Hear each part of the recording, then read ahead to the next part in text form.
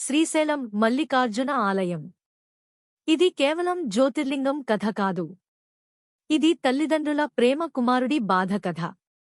ఒకరోజు శివుడు మరియు పార్వతి తమ ఇద్దరు కుమారులకు, గణేశుడు మరియు కార్తికేయుడు, ఒక పోటీ పెట్టారు.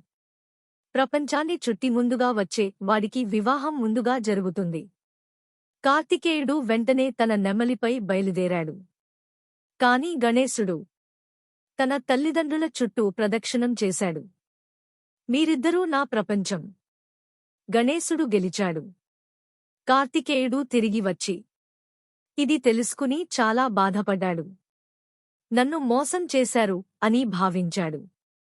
అతను కోపంతో కైలాసాన్ని వదిలి ఒంటరిగా దూరంగా వెళ్ళిపోయాడు. పార్వతి మరియు శివుడు తమ కుమారుడి బాధను చూసి ఆయన వెనుక వెళ్లారు. అతను నివసిస్తున్న స్థలం శ్రీశైలం పర్వతం. తల్లిదండ్రులు అక్కడికి చేరుకుని అతనిని ఆదరించారు.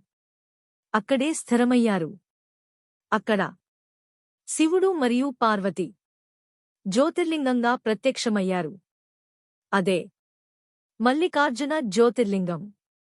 మల్లిక పార్వతి, అర్జున శివుడు.